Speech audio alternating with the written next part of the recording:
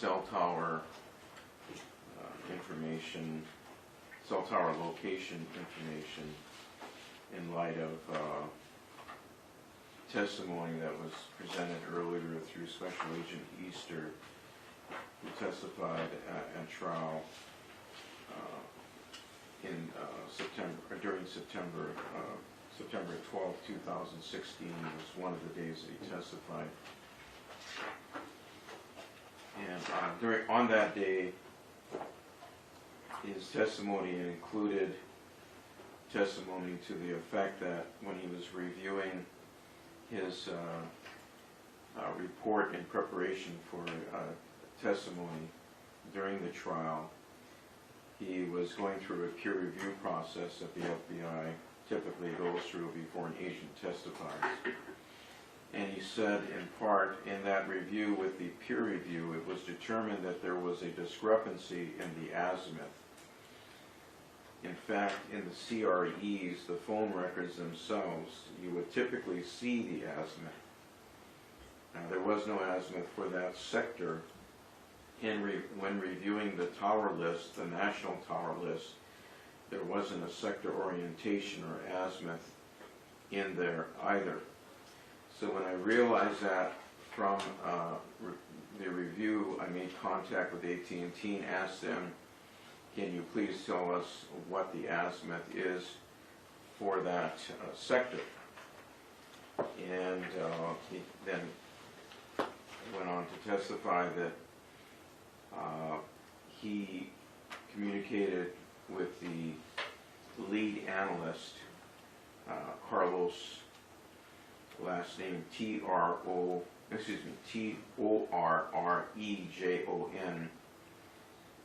in Florida, and was emailed the tower. He emailed the tower's latitude and longitude information, and the CID, which was 2054, and asked if they could determine the azimuth for the cell site on or around February 9, 2014. And that individual responded with an email that it was 40 degrees. And then he inserted that into his report to come up with his final report.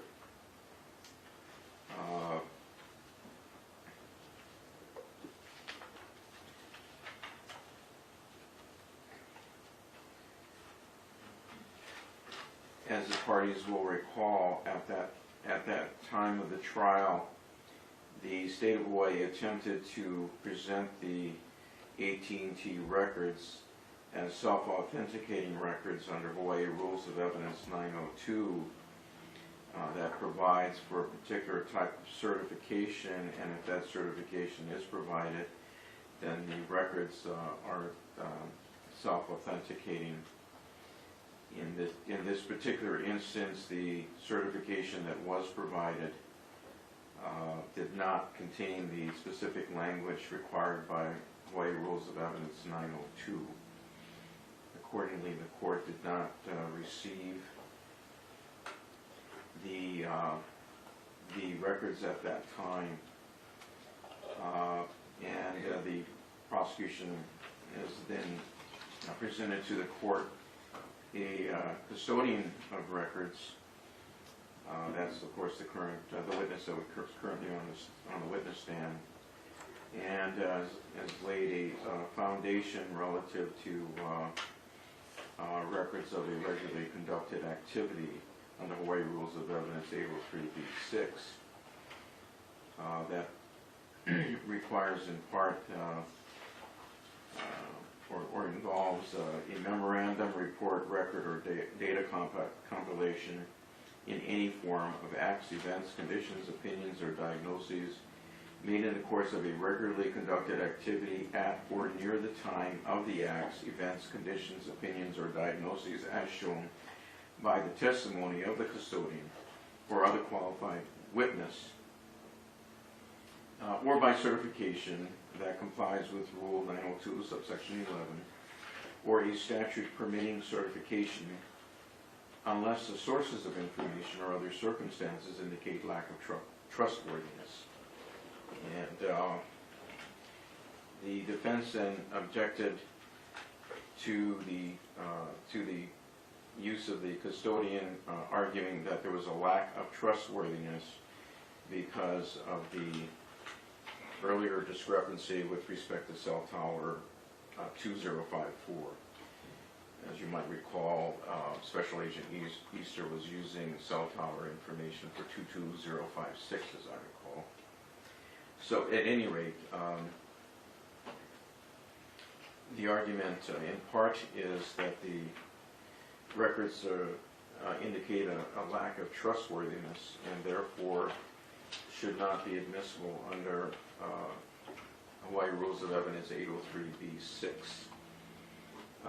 However, I do note that Special Agent Easter, when he testified, did not testify to a lack of trustworthiness in the information provided, but rather his discovery of the fact that the azimuth information that would typically be in a record was not there, and he apparently realized that he was using information from 22056 rather than 2054. And when I make reference to those numbers, I'm talking about cell towers. At any rate, in looking at that testimony, he's indicated that it typically includes that information, but does not suggest that information not being there indicates a lack of trustworthiness.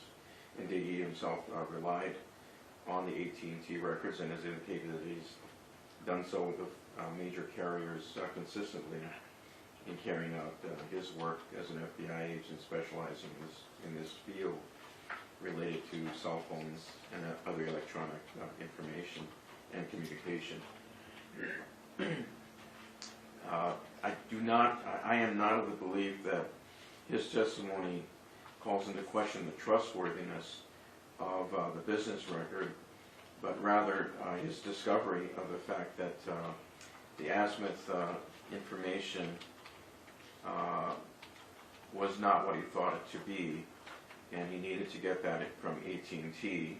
He did get it from AT&T, and indeed the information he received seems consistent with what the witnesses said today relative to the azimuth. I did want to see the record should reflect that I did have a telephone conference call with the attorneys during the lunch recess, and I did indicate to the attorneys that having been, well, let me back up. I was informed while we were at the bench conference that those business records related to the azimuth information is available from A&T and could be obtained. And so I did have a telephone conference with the attorneys indicating that I wanted to see that because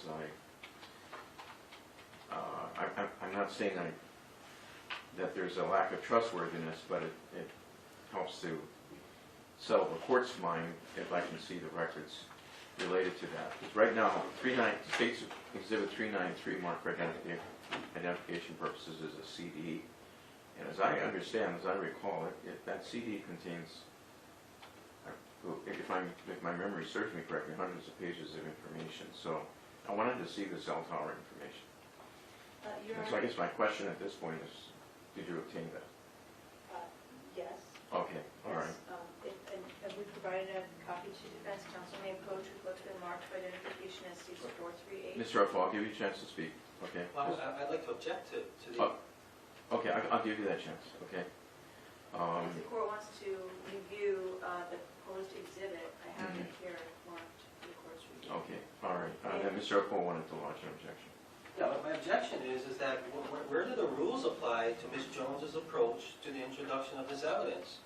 If we're talking about now this being a self-authenticating document that she's about to present to you, which seems to purport to the requirements of 803, No, okay, oh, I'm sorry, 902. I don't, I'm not asking anybody to offer it under 902. Well, this is what appears to be Oh, is that this right? document. Okay, I haven't seen It seems it. to be a new approach to a 902 authentication. Well, okay, And the issue that I have with that, in terms of just being given to the court, is that the rule provides specifically relative to that kind of proffer are you that... talking about, when you say the rule, are you talking about E03B6 or No, I'm talking about 902? 902.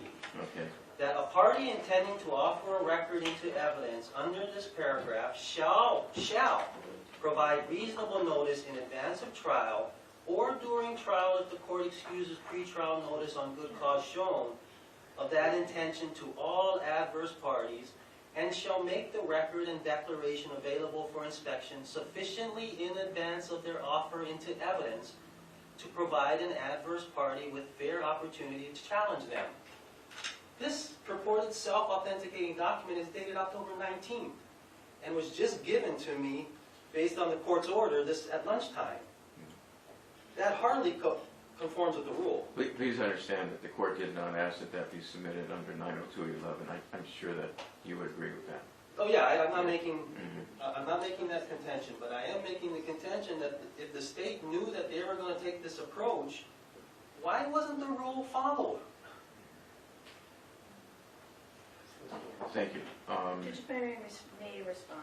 I mean, you have a custodian here, Yeah, that's, I mean, I have because so I'm not sure why it's being done under 902.11, but that's, yeah.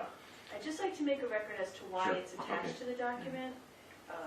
Is whenever AT&T transmits documents, they do it securely, and since we had brought to their attention that we needed certification by testimony, the documents they're giving us are coming with verification of authenticity, declarations attached to or transmitted with the record. So I have those actually for the 2 telephone numbers that are at issue, but I'm not using them because we have the live witness to do that testimony.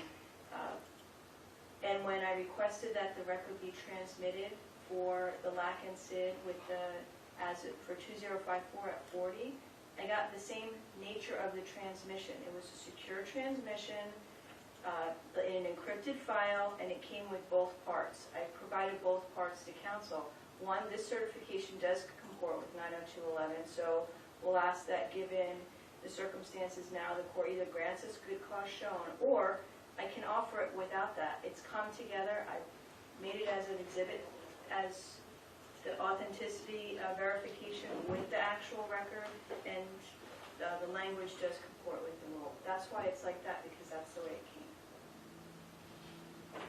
But this witness is prepared to testify that the records that are attached to the verification are true and correct copies of AT&T business records, as she's testified so far. But the thing is, she's testifying towards what data is on the disk. She's not testifying. I don't see how she can testify as to what Carlos Tonejan, or whatever his name is, told Michael Easter via email. And quite frankly, as I recall, the court specifically requested that the state bring in that person when we discussed this post-Michael. I was going to get to that, but... And so, and I'm looking at the documents given to me. There's no dates on them. How am I supposed to have any legitimate grasp of this prior to continuing with this witness when the rule itself required in mandatory language that I be given advance copy of that? And so it just baffles me how counsel can just not follow rules and put us in a disadvantage again. And again, my whole thing is that she's authenticating what's on that CD. I don't see how she can authenticate what Carlos Tonejan told Michael Easter via email. And the fact that what was told to Michael Easter via email is different from what's on the CD evidences itself that what's on the CD lacks trustworthiness.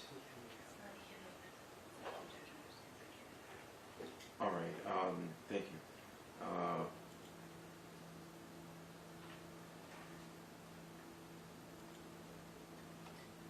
Is what's on the CD such that it, by the way, do you have a hard copy of that? No, I haven't printed one, but I can. All right. Between now and our next session, it's, I mean, one is about 300 pages, and I think the other is almost 680, 677, something like that. So I have not printed. Let me ask you this, does this, I'm sorry, I mean, you looked at the record, so. Yes, and I do have a hard copy. I just can't say it's 100% complete because I haven't, I have a printed copy that I maintain in my office, but it's kind of a working copy, so that's the only one I have available, Okay. so yeah, I do. All right, I guess the question I was gonna ask is cell tower location information incorrect, or is it simply that it's not included? Was not included. It's not incorrect.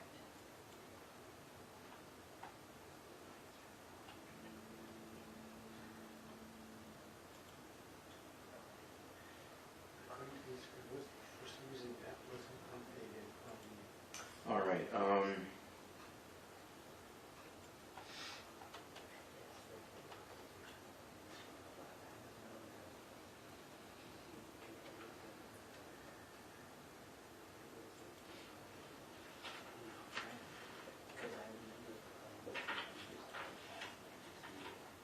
the court's view with respect to a gentleman named by Mr. Easter, who apparently is the lead analyst and custodian of these, a custodian of these records. I do realize that AT&T is a company with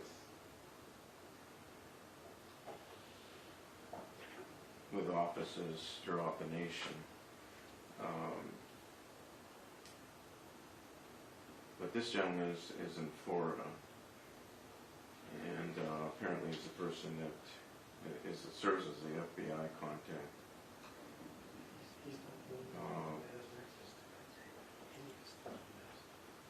Under normal circumstances, I don't know, I'm not of the belief that the rules would require that person's presence here.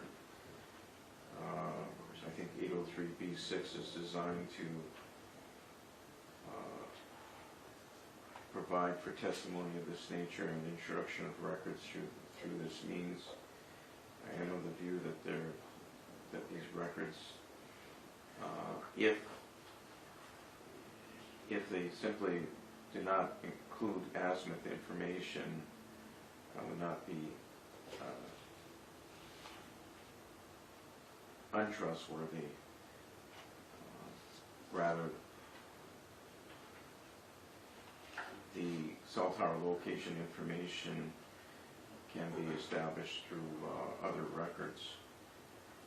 I prefer to have this individual come here to testify, but I do believe this witness can serve as a sponsor for the records that she's presenting to the court.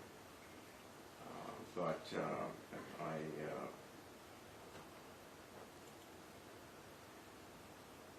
was of the expectation that we would have somebody from the East Coast who serves as a custodian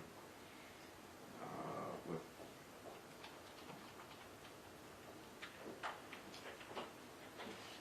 emphasis on the cell tower location to testify, and also have someone in a position, presumably this witness can do this, is to explain how these bills work in terms of how to read them. And when I say bills, I mean the business records work so that they can be read.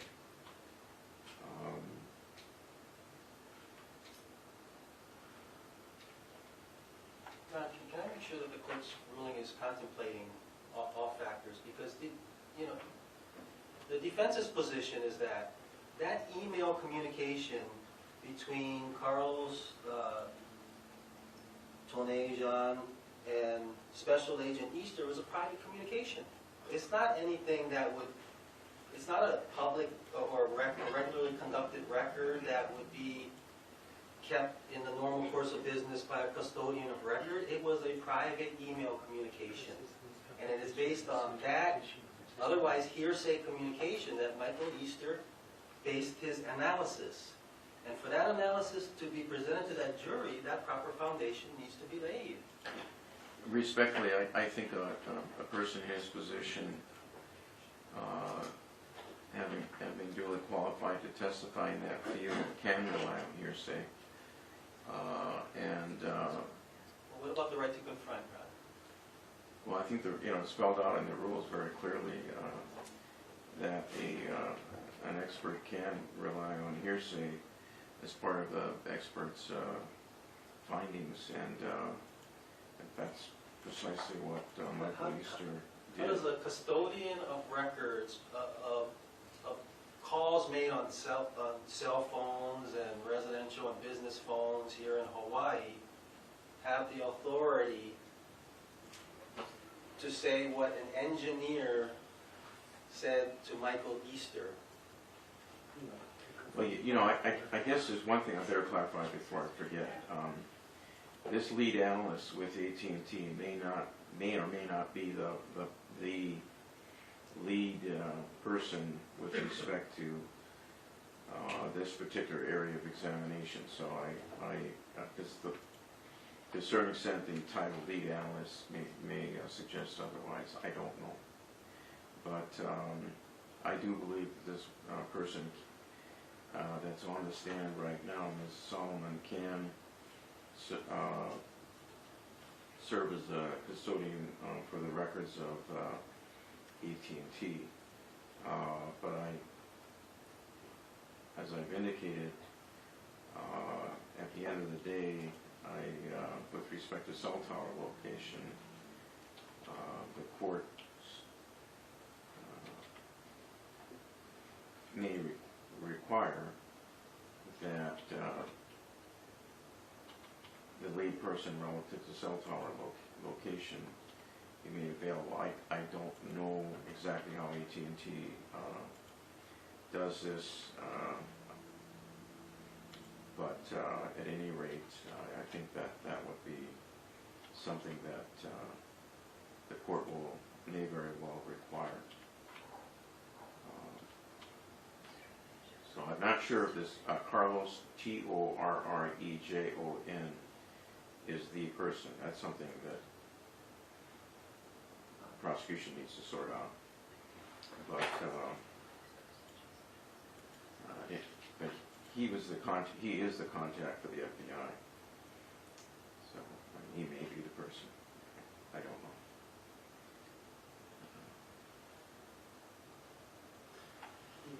And it may very well be that this witness can do this, but in light of everything that surrounds this, I think it's better to bring in that witness. I do think that this witness can lay the foundation for these records of calls and so forth. So I'm not troubled by that. But the additional information that Special Agent Easter used was, in addition to all the call information, was cell tower location information and its orientation. So, at any rate, I think we can continue with this witness's testimony. And I'm going to overrule the objection that was made. And I do believe that we can proceed under 803B6. That's my view. Relative to the data in 323. Right. On 393, I believe it is. But you know something? I do think we need to have a hard copy of that because I need to see it. Yes, Your Honor. I will provide a hard copy. I need to know what's in it. Of what's on. Okay, I mean, I think I've got a pretty good idea but I'm assuming you're going to have your witness explain all this, and that you're not going to have the jury left with several hundred pages of records to sort out and figure out themselves. That would be quite a task to ask of anyone. Yes, Your Honor. So in regards to, I just wanted to ask, in regards to this, in the additional information the agent needs to got from Mr. Torrejon, basically the azimuth at 40 degrees, that fact, that type of information was contained in regards to other call records that were on the CD of information that was transmitted and kept as a business record. And that is likewise what we're offering by this exhibit marked for identification, which is 438. It is likewise a business record. I understand. Like the same information that the court is accepting is a business record on the CD of call records. The concern that the court has is that apparently with respect to certain calls, the azimuth information, a call, perhaps it's one call, or calls, the azimuth information was apparently not included. I don't know if that's in fact the case but at any rate,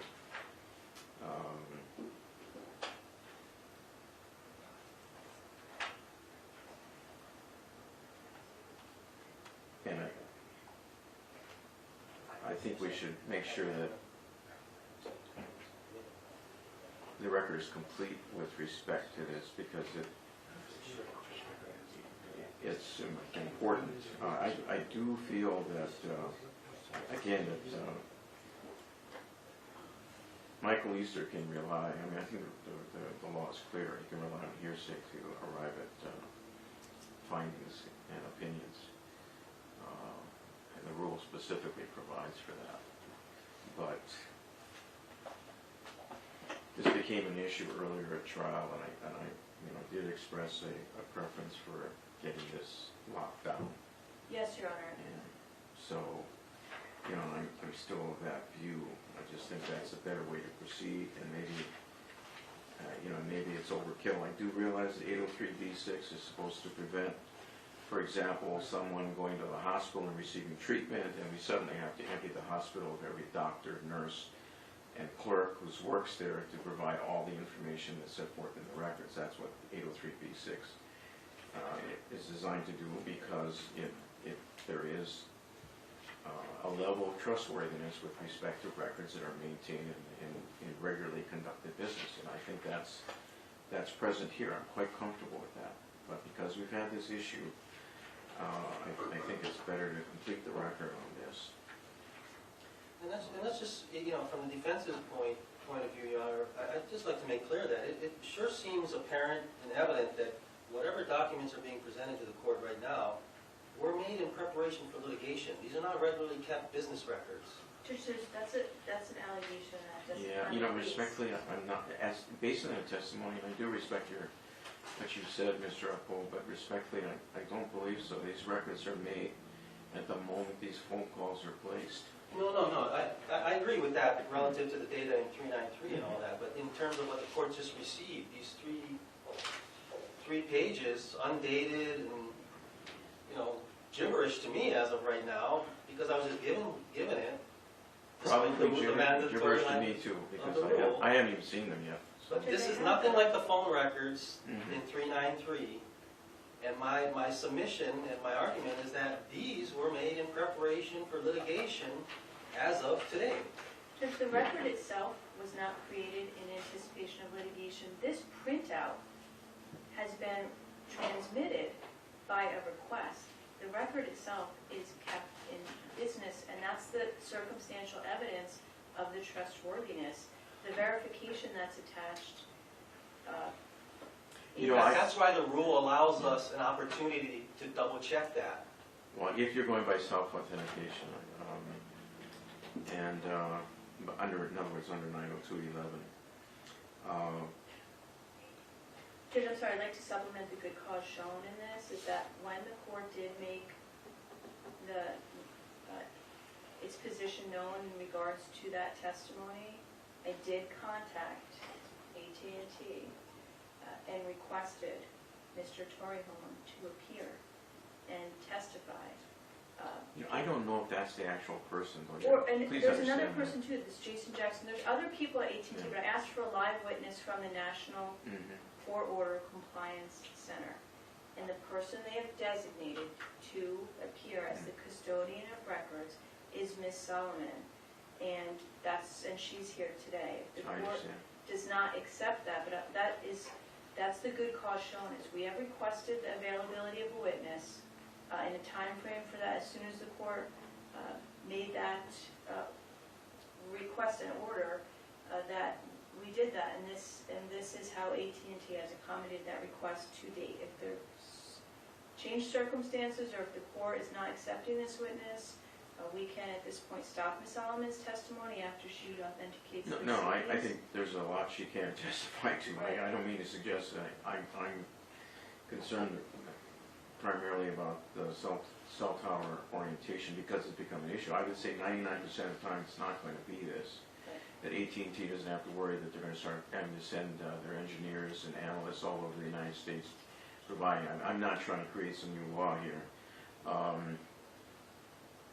In this particular instance, there was a, for whatever reason, and it may have nothing to do with AT&T, this may be exactly how these records are kept.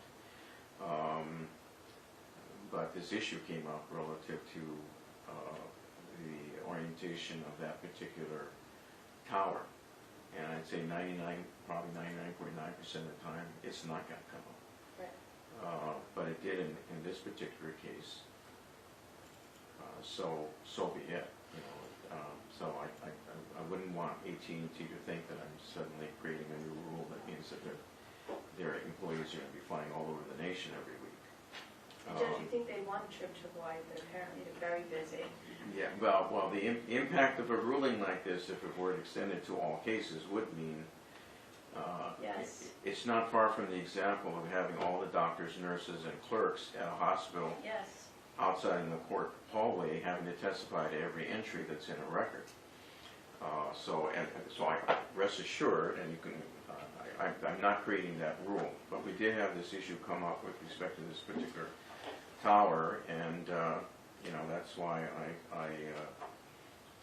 I want to be cautious here.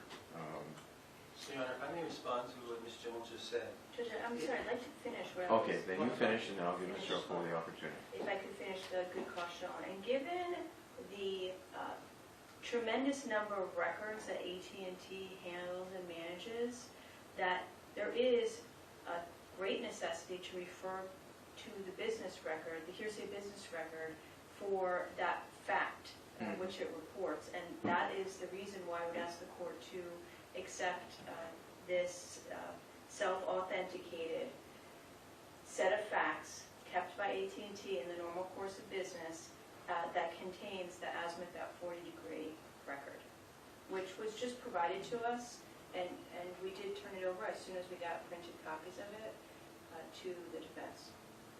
Yeah, and I just want to say in relation to that, I certainly appreciate it, and AT&T, just considering the scope of their services that they provide,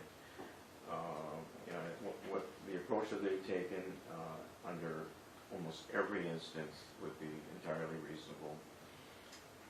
But in this particular instance, and I'll give you a chance to note your remarks, Mr. Earl, but in this particular instance, the particular cell tower orientation for a particular communication has come into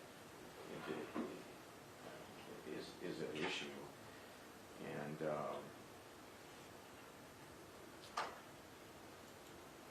as I say,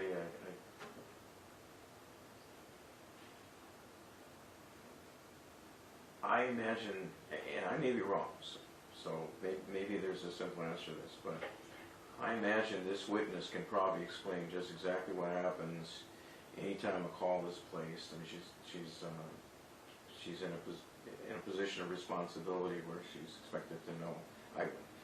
I imagine as testimony is developed and she explains some of these records, she can explain how all of this occurs electronically. But the cell tower orientation, you know, and maybe she can do that, but I don't pretend to know this business because I don't, but presumably individuals with the company are required to properly orient these towers, and when they do, then they're as part of their normal course of operations, they then record that information to indicate the orientation of the tower for their business records. And that process can be explained now. If this witness happens to have all that information, that may change my view on some of this, but I don't know that this witness has that. Judge, she is prepared to authenticate the records that she reviewed, including this latest transmission of the azimuth at 40 degrees.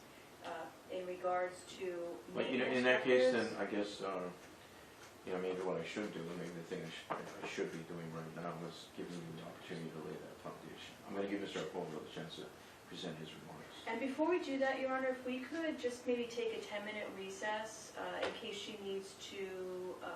I want the recess primarily because I want you to get a hard copy. I need to see the hard copy. Of all of the records. I think that's going to take a bit, but I'll call and get them. I mean, a hard copy of the hundreds of pages, or the new, or just Giving me a CD and me saying, okay, it's received in evidence. I think my job goes beyond that. I'm supposed to know what's on that CD, and I want Mr. Poe to see that. I want you to see it. I want you both to be satisfied that what you're showing me is what's in that CD, so that I can rule on whether or not it's admissible. I appreciate the fact that it's in a CD and not in a stack of pages, don't get me wrong. Although for appellate review purposes, it's going to need to, because as you know, for appellate review, it's an electronic record. Yes. And CDs don't necessarily translate into the electronic record, so we have to be cautious of that. Please keep that in mind as well. So we are going to need hard copy, but presumably you're going to be having this witness explain AT&T's records, and I'm sure she's quite well versed on that. So at any rate, I've just, given the dispute that exists, I think a hard copy is something I'm going to need to look at, and I at least need some representation from the two of you that the hard copy I'm looking at is what's contained in that CD, because you both have had it. And on the other hand, it's represented to me that it's not. I can check on that. I know both of you will be straight with me on that. Well, can we just be a little more particular here? Because Yeah. while I think the court is has made reference to the volume of records that's contained in therein, we're only talking about a few pages relevant to the time period at issue. You know, the first and second week of February, basically, of 2014, if I'm not mistaken. So I think it's less of a burden Thank you. than what's being anticipated. So I just wanted to mention that for now. I appreciate that. Thank But you. Judge, what we're talking about is the whole record. So although primarily we're concerned with the time frame within that record of about a week, I can print a copy of that. I can also, and then I can give it to counsel to review maybe tomorrow afternoon, and we can give it to the court on Friday, or I can ask AT&T to print a copy from their store at Kahumanu, and we can go down there and review it together, and one of us will bring it up to the court. I just would like to see what's going to be most acceptable. Yeah, in the end, I want to It won't ask you, be till Friday. in the end, I want to ask you both the question, are you in agreement that what I'm looking at, hard copy, is what's on that CD? And if somebody says no, then I'm going to, you know, then there'll be an issue. As I said, most of the time, that's not an issue, but I just want to make sure it's not an issue. That's kind of separate and apart from this whole aspect Yes. issue. So at any rate, But Mr. Apollo said that to a certain extent we might be able to abbreviate this because there are certain key pages involved. That may or may not be true. I don't mean to suggest that he's stated anything that's not true, but I'm just saying you may not see it that way. That's all I'm saying.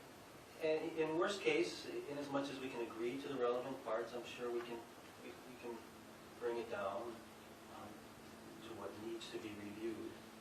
But if I may just create my record relative Certainly. to my response to Ms. Jones's last argument relative to her good cause basis. You respect, although I know you want to make a record, and I'll let you do that. You know what my inclination is, and that's to require that additional witness. So she'll need to communicate with AT&T. Okay, now I would like to respond to what you just said, though, because it's curious and it raises more questions than answers, I feel, because it's been a month since the court threw that instruction out in terms of who the court would prefer to have. But on top of that, it's interesting that Ms. Jones came in today during a bench conference and suggested somewhere in there that the current witness does have the azimuth at a point in time when I did not have any of this.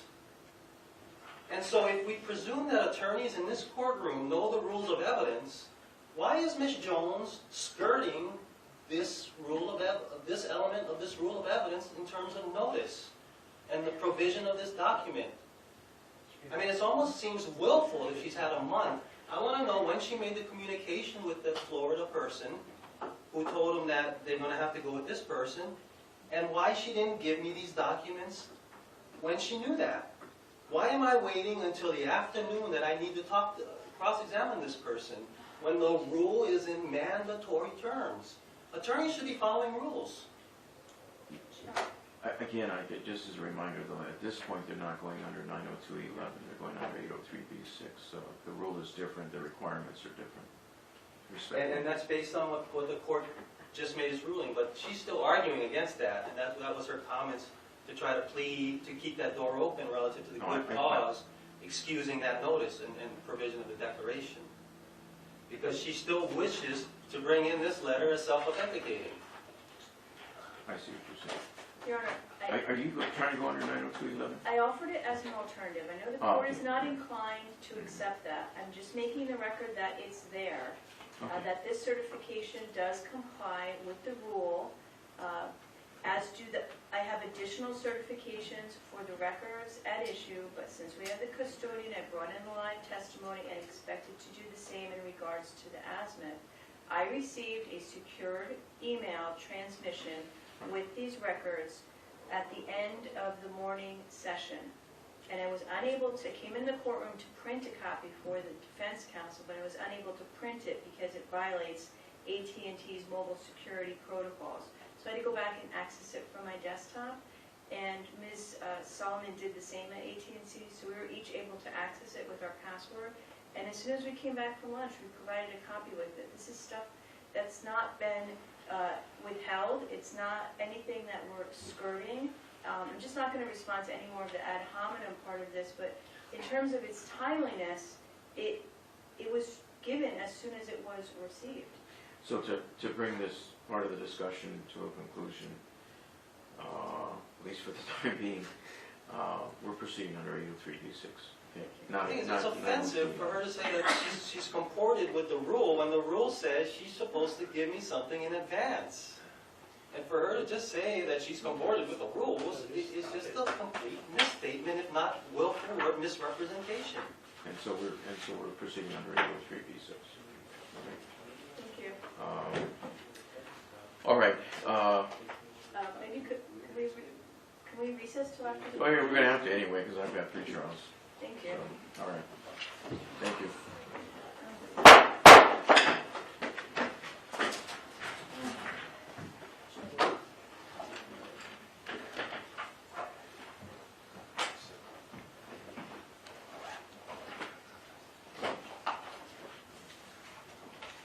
So, Mr. Martin, are you? You know, I might as well get started with these pre-trials. I mean, it's not 2:30.